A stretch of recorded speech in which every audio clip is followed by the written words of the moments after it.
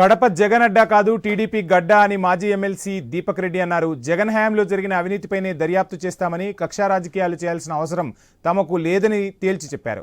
YCP పాలకులు చేసిన అక్రమాలపై ఖచ్చితంగా విచారణ జరుగుతోందని తేల్చి చెబుతున్న దీపక్ రెడ్డితో మహానాడు సభా ప్రాంగణం నుంచి ఐ న్యూస్ ప్రతినిధి కాంతి ఫేస్ టు ఫేస్.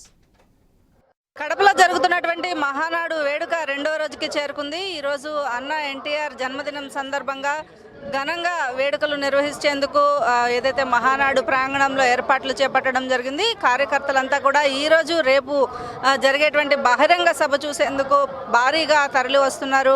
తెల్లవారుజాము నుంచే భారీగా వివిధ రాష్ట్రాల నుంచి వచ్చినటువంటి కార్యకర్తలతోటి ప్రాంగణం అంతా కూడా కిటకిటలాడుతున్న పరిస్థితి. ప్రస్తుతం మహానాడుకి సంబంధించి అలాగే ఎటువంటి నిర్ణయాలు ఈ మహానాడు వేదికగా తీసుకోబోతున్నారు అనేది మనతో మాట్లాడడానికి దీపక్ రెడ్డి గారు ఉన్నారు. సార్ చెప్పండి, మహానాడు ఎట్లా జరుగుతూ ఉంది, ఇక ముందు పార్టీ ఎలా ముందుకు వెళ్ళబోతుంది? మహానాడు అంటే తెలుగుదేశం పార్టీ కుటుంబ సభ్యులకి అందరికీ ఒక పెద్ద పండగ అండి.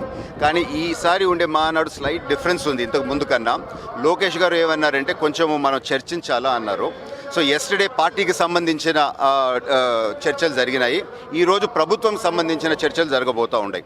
సో ఇదేదో ఒక పండగలాగా చేసుకొని పోవడమే కాదు, ఒక అర్థవంతంగా చర్చ ఉండాలా, పార్టీని బలోపేతం చేసే విధంగా ఉండాలా, ప్రభుత్వం కూడా పనితీరు కూడా ఇంకా బెటర్ అయ్యే విధంగా ఒక చర్చ చేస్తామనే విధంగా తెలుగుదేశం పార్టీ కుటుంబ సభ్యులందరము ఈ మీటింగ్ చేసుకోవడం జరిగింది. కానీ రేపు మూడో రోజు బహిరంగ సభ ఒక 5 లక్షల మందితో పెద్దగా అందరు చేయబోతూ ఉన్నాము.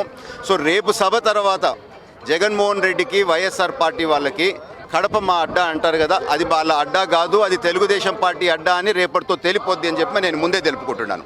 కడపని కావాలని డిస్ట్రాయ్ చేసేందుకే ఈ ప్లాన్ ఇక్కడ పెట్టుకున్నారు. మహానాడు అనేది కేవలం ఇది ఇప్పటికీ ఎప్పటికీ కూడా రాజశేఖర్ రెడ్డి కంచుకోటనే అని వాళ్ళు పదే పదే మహానాడు ప్రారంభం ఇక్కడ డేట్ ప్రకటించినప్పటి నుంచి చెప్తా ఉన్నారు. ఎలా తీసుకోవాలి? 151 నుంచి 11 పడిపోయినారు. ఆ 11 కూడా 1-2 మా వాళ్ళు తప్పులు చేయబట్టి వచ్చినాయి, లేకపోతే అవి కూడా వచ్చి ఉండేది కాదు. సో ఏ విధంగా వాళ్ళ కంచుకోట అవద్ది. ఖచ్చితంగా రాజశేఖర రెడ్డి గారికి ఉండే మంచి పేరుని జగన్మోహన్ రెడ్డి గారు చెడిపినారు. కడపని అటు వాళ్ళ కంచుకోటని వాళ్ళే ప్రజలు తిరస్కరించే విధంగా చేసుకున్నారు అని చెప్పి మాత్రం నేను తెలుపుకుంటున్నాను. అంటే లిక్కర్ స్కామ్ కేసులో జగన్మోహన్ రెడ్డి అరెస్ట్ అనేది కేవలం కక్షపూరితంగా చేయడం కోసమే. ఇప్పటికీ ఎవరినైతే అరెస్ట్ చేశారో వాళ్ళ నుంచి వివిధ రకాల కేసులు వారి మీద పెట్టి భయపెట్టే ప్రయత్నం కూటమి ప్రభుత్వం చేస్తోంది అంటున్నారు. దీన్ని నిజంగానే తీసుకోవాలా, లేకపోతే లిక్కర్ స్కామ్కి సంబంధించి అసలు ఏమనుకుంటున్నారు? మేడం, జగన్మోహన్ రెడ్డి గారు ముఖ్యమంత్రిగా ఉన్నప్పుడు నేను లెజిస్లేటివ్ కౌన్సిల్ మెంబర్ని. ఒక సెషన్ అంతా మేము సెషన్ జరగనీయకుండా 11 రోజులు అడ్డుకున్నాము. ఏమేమి తప్పులు చేసినారో మేము ఆ రోజు నుంచే మేము లేవనెత్తుతా వచ్చినాము. మీరు చూస్తే నేను డీటెయిల్గా స్టడీ చేస్తున్నాను దీన్ని, ఊరికే జనరల్గా కామెంట్ చేయటం లేదు. నాకు ప్రిలిమినరీ ఏమనిపిస్తుంది అని అంటే 30,000 కోట్లు పైగానే దోచేశారు అని చెప్పి నాకుండే ఫిగర్స్ కనపడతా ఉన్నాయి.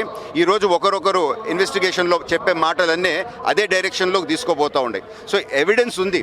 కేవలం 100 కోట్లతోనే కేజ్రీవాల్ మీద అంత యాక్షన్ ఉంటే 30,000 కోట్లు పైగా దోచేసి దాదాపు 30,000 మంది పైగా చనిపోయిన దానికి కారణమయ్యి 2 లక్షల మంది పైగా హాస్పిటల్స్లో పడి ఇవన్నీ ఫిగర్స్ ఉంటాయి. సరే పోనీ అకౌంట్స్ మనం లెక్కలు పక్కన పెడదాము, హాస్పిటల్ లెక్కల సంగతి ఏముంది? సో ఏ విధంగా తప్పించుకోలేరు. కేవలము ప్రజల దగ్గర సింపతి తెచ్చుకునే దానికి మేమేదో అక్రమ కేసులు పెడుతున్నామని కానీ అక్రమ కేసులు పెట్టే వాళ్ళైతే మొదటి నెలలోనే అరెస్ట్ చేస్తుండొచ్చు కదా. సో మేము ఏ విధంగా ఇన్వాల్వ్ కావటం లేదు. Law is taking it's turn. So దయచేసి వాళ్ళు చెప్పే మాటలు ప్రజలు నమ్మకూడదని చెప్పి మాత్రం నేను కోరుకుంటున్నాను.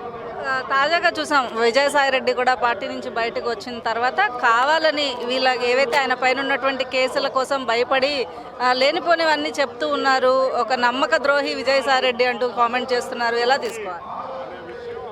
సరే, నాకంత ఫ్యాక్ట్స్ తెలుసు కనుక నేను వాస్తవాలే మాట్లాడతాను.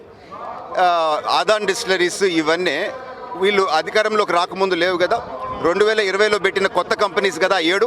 రిజిస్ట్రేషన్ ఎవరు చేశారు? ఆ రిజిస్ట్రేషన్లో డైరెక్టర్స్ ఎవరు ఉన్నారు? చెక్ చేస్తే అంతా వైసీపీకి సంబంధించిన వాళ్ళే కదా.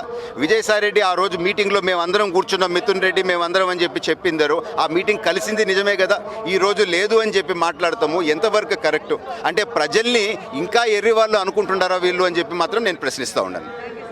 మహానాడు ఎంతో అట్టహాసంగా జరుగుతోంది. రేపు జరగబోయేటువంటి మహానాడుకి సంబంధించినటువంటి కావాల్సినటువంటి ఏర్పాట్లని కూడా ఇప్పటికే పూర్తి చేశామని చెబుతూనే జగన్మోహన్ రెడ్డి లిక్కర్ స్కామ్ వల్ల రాష్ట్ర వ్యాప్తంగా చనిపోయినటువంటి 30,000 మందికి పైగా కుటుంబాలే ఆయన అరెస్టుకు సాక్ష్యం కాబోతున్నాయని దీపక్ రెడ్డి చెప్తున్నారు. కెమెరా పర్సన్ కిషోర్తో కాంతి, మహానాడు ప్రాంగణం నుంచి.